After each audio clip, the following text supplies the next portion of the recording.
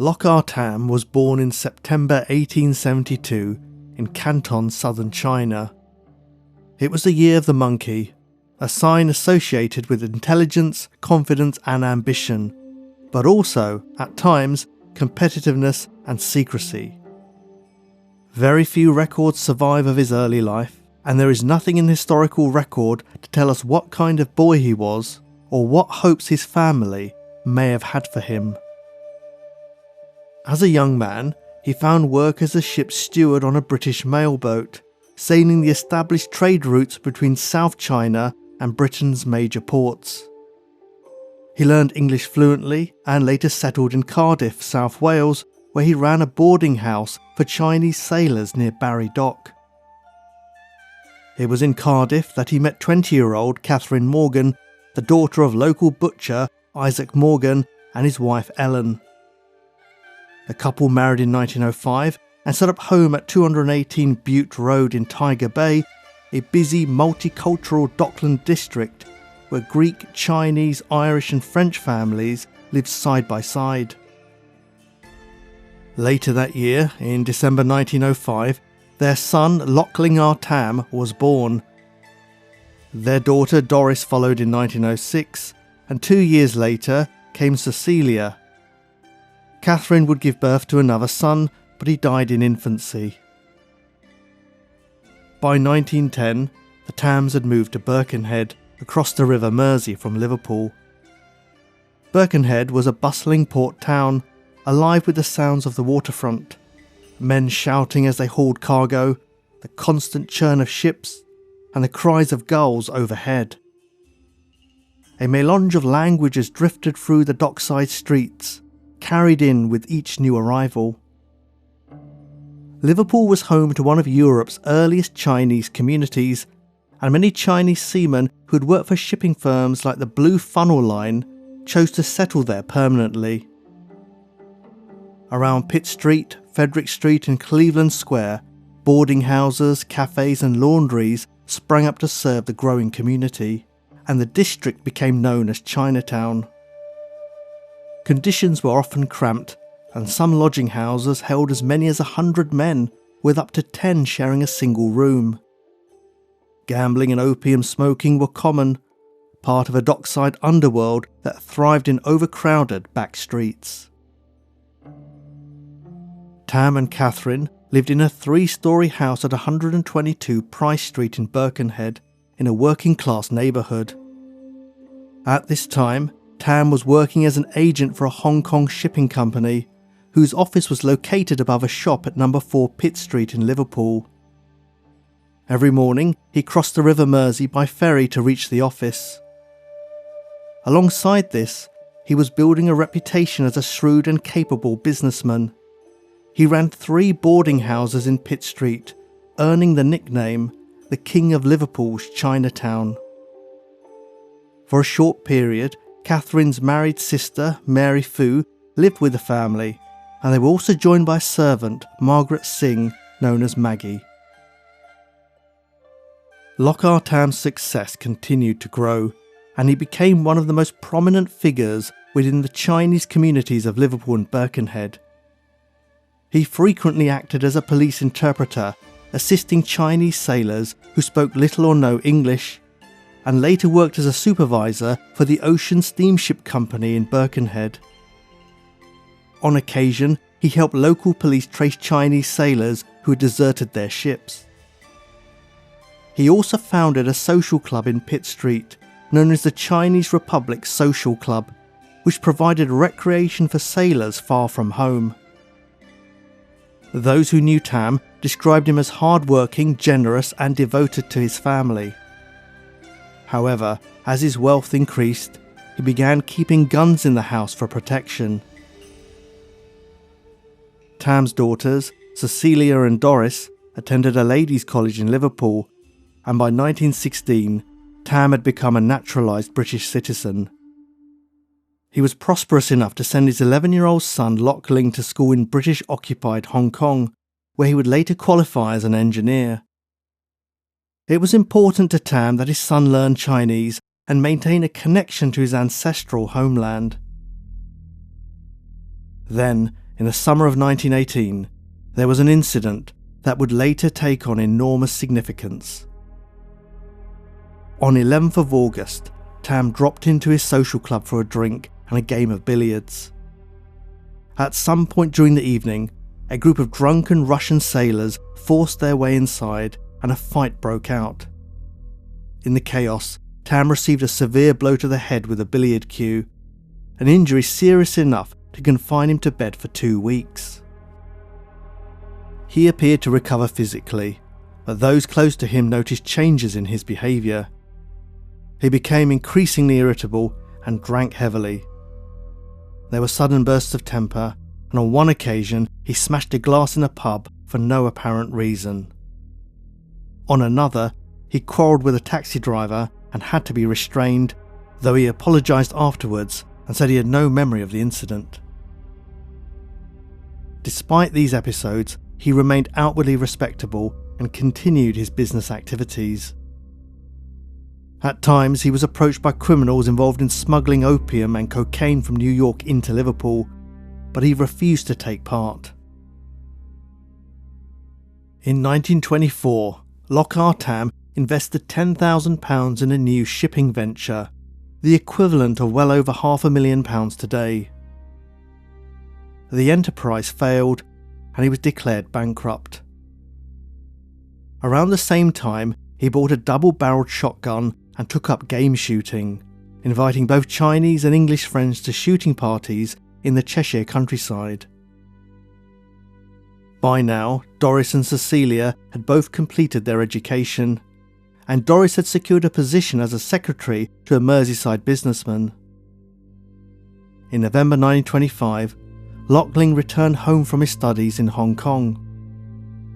The reunion was not an easy one, as father and son clashed frequently, often over Lockling's late nights and social life. Household tensions began to simmer. On Tuesday, 1st of December 1925, around a dozen guests gathered at the house to celebrate Lockling's return and his 21st birthday. To the guests, the evening appeared harmonious.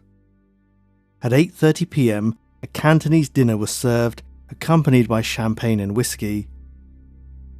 During the meal, Lock Ah Tam rose to toast his son. Singing and dancing followed, and the guests stayed until just after midnight, in the early hours of Wednesday 2nd of December.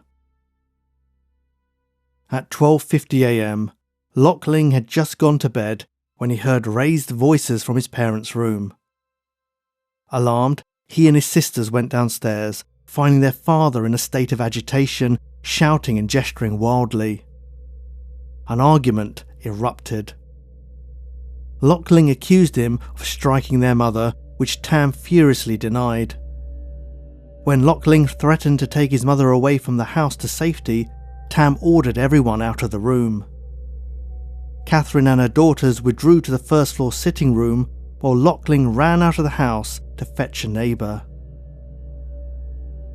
At that point, the servant, Maggie Singh, was woken by Tam calling, "Maggie, come downstairs and get my boots from the parlour." But as she passed Tam's bedroom, she caught sight of his reflection in the mirror. He was holding a revolver. Instead of continuing to the parlour, she ran to the sitting room where she found Catherine in tears, being comforted by her daughters. Breathlessly, Maggie told them what she had seen, and together the four women pushed furniture against the door, barricading themselves inside. Moments later, Tam pounded on the door, demanding to be let in. They sat in terrified silence until the pounding stopped and his footsteps retreated. Everything fell quiet. Believing the danger had passed, the women removed the barricade and went into the kitchen. Lockling had just returned from next door, bringing their neighbour, Mrs. Louisa Chu. He ushered her, Maggie and his sister Doris into the back scullery, leaving Cecilia and their mother in the kitchen. He then ran off again to fetch a policeman. Then, everything seemed to happen at once. A gunshot rang out from just outside the room, and Cecilia saw her mother collapse to the floor. A second shot struck Cecilia in the neck. Lock Ling heard the shot and turned back towards the house, catching a glimpse of his father in the kitchen window, wielding a shotgun and revolver. Lock Ling grabbed an old brass kettle lying in the yard and flung it through the window, hoping to distract his father, then continued as fast as he could to the police station. Doris and Maggie clung to each other in the scullery, and Doris screamed, "Oh Daddy, what have you done?" Tam made no reply. He opened the scullery door and fired twice with the revolver at his daughter's head. Leaving Maggie and Mrs. Chu sobbing but alive, Tam returned to his room, put the weapons away, and came downstairs calmly.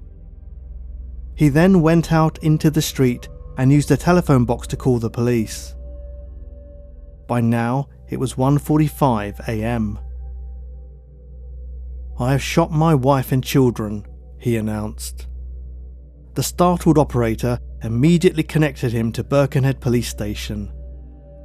Tam told the officer on duty, "Send your folks please, I've killed my wife and daughters. My house is 122 Price Street." The police would later find bloodstains in the phone box. An eerie silence settled over the house while Tam waited for the police. When he opened the door, he said simply, "Come in, officers, I've done my wife in." Lock Ling arrived home shortly afterwards, bringing another policeman he had stopped on the street. Catherine, aged 40, and Cecilia, aged 17, were pronounced dead at the scene. 19-year-old Doris was able to give a statement, but would later die of her injuries at Birkenhead Hospital on 21st of January 1926. Tam offered little explanation to the officers, though he remarked, "The trouble was through my son. My wife has not a kind word for me, and my son is the cause of it." His state of mind that night became a central focus of the investigation and the trial that followed. He was charged with 3 counts of murder, and the trial opened at Chester Assizes on Friday 5th of February 1926. Sir Ellis Griffith led for the Crown. A police sergeant recalled that Tam had appeared calm when he was arrested at his home, but a senior police officer told the court that when he was brought into the police station, Tam's hands were trembling and his eyes bulging.